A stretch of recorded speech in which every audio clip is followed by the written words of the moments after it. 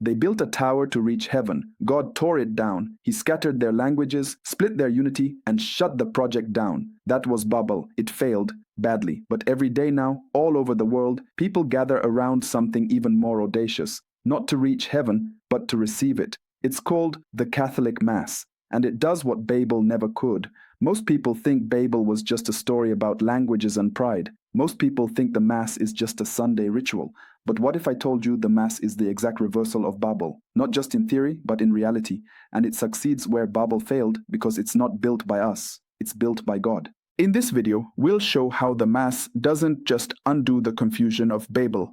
It fulfills the deepest human desire that Babel tried to hijack.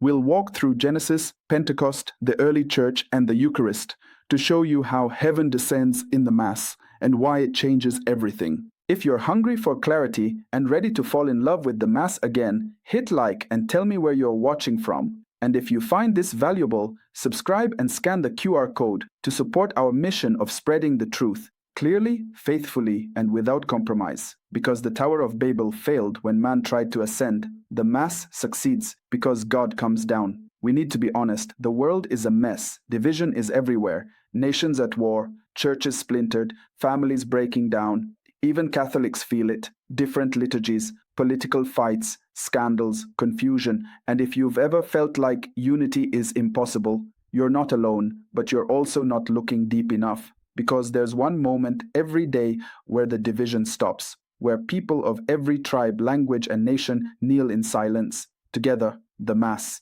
That's not exaggeration. It's exactly what the Catechism teaches. CCC 1324 calls the Eucharist the source and summit of the Christian life. That means it's not just important, it's central. It's not just a memory, it's power. But here's the problem. Most of us forget that. We treat Mass like a weekly obligation. We show up distracted. We check out mentally. And because we don't understand what it is, we miss how it answers the oldest wound in human history. Babel. The desire to unify humanity without God didn't disappear. It just changed shape. Now it shows up in nationalism, globalism, ideology, spiritual confusion. It shows up in movements that claim to unite but silence truth. It shows up in churches that prize innovation over obedience or community over communion. And if you try to fix it with human effort, it breaks worse. That's why Babel matters. And that's why the Mass matters more. That sets the stage. But if that's all we say, it won't hold when life gets loud. Let's go back to the start. Genesis 11. All the earth had one language and the same words. Genesis 11:1. The people said, "Let us build ourselves a city and a tower with its top in the heavens, and let us make a name for ourselves." Genesis 11:4. They didn't want to be scattered. They wanted to climb, but they didn't want God. The tower wasn't the problem. The pride was.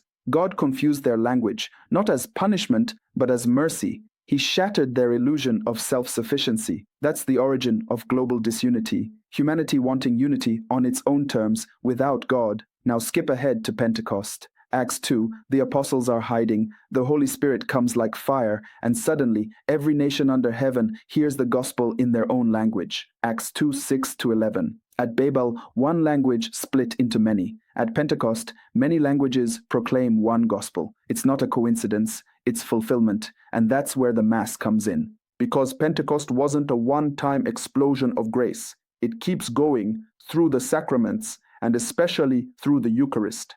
Every time the priest calls down the Holy Spirit over the gifts, that's Pentecost again. CCC 1374 says Christ becomes present in the Eucharist in the fullest sense. This is not memory, it's not poetry, it's heaven coming to earth every day. St. Irenaeus said it like this: "The bread receiving the invocation of God is no longer common bread, but Eucharist." Against Heresies 4:18-5.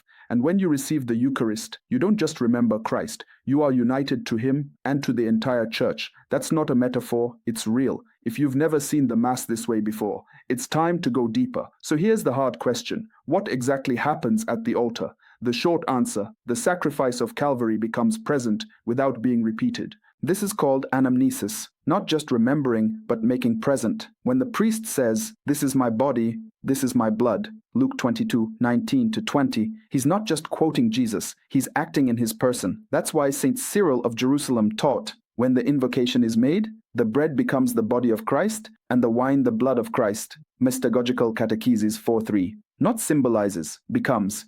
And that changes everything. Because if Christ is truly present, then we're not gathering to make something happen. We're entering into what he's already done. That's the key difference between Babel and the Mass. Babel was about building, the Mass is about receiving. And it's why we kneel. We don't approach the altar as builders. We approach as beggars, as sons and daughters, as members of a body that isn't ours to create, but only to receive. That's what CCC 1396 says. The Eucharist makes the church, not the other way around. So when you receive the Eucharist in a state of grace, you are literally being built into the unity Babel destroyed, but you have to receive it rightly. Anyone conscious of a grave sin must receive the sacrament of reconciliation before coming to communion. This isn't harsh. It's holy because love requires preparation. Want to receive Christ worthily? Go to confession, prepare before Mass, read the Gospel, and come hungry. If you'd like daily Catholic resources right at your fingertips, visit our website or scan the QR code on screen. You'll find daily Mass readings, the Seven Sorrows Rosary, devotional prayers, and Soul Search, a private web app for daily examination of conscience with guided reflections, progress tracking, and secure journaling to help you grow spiritually. This opens the door, but there's still one pushback we need to face head on. You might be thinking, isn't God everywhere? Why do we need the Mass? Or maybe you've heard, the Mass is just ritual. What matters is the heart. Or maybe someone told you, it's symbolic. It helps us remember. Let's take those one at a time, charitably, but clearly. Yes, God is everywhere. That's called his omnipresence. But the Eucharist is something else. His real presence, body, blood, soul, and divinity, truly, substantially present. 1374 is explicit. The presence is real in the fullest sense. Next, is the Mass just ritual? Well, yes, it's a ritual. But just? No. Ritual is how God has always worked. Look at Exodus, look at Leviticus, look at the Passover. God uses signs and symbols, but he fills them with himself. And finally, is the Eucharist symbolic? No. The Eucharist is sacramental. It contains what it signifies. Protestant traditions may see the Lord's Supper as a memorial. We respect their reverence, but we hold, with scripture and tradition, that it is a true sacrifice. The same Jesus who died on Calvary meets us, feeds us, and unites us at every Mass. This isn't superiority. It's gift, and it's offered to anyone willing to receive it. This isn't about judgment. It's about invitation. So here's where it all lands. The Tower of Babel failed because it tried to unite the world by human pride. The Catholic Mass succeeds because it unites the world through divine humility. Babel scattered languages. Pentecost gathered them. The Mass continues that gathering, daily, globally, sacramentally. This is not a nice idea. It's the literal structure of salvation history. So what do you do now? 3 things. First, read John 17 this week.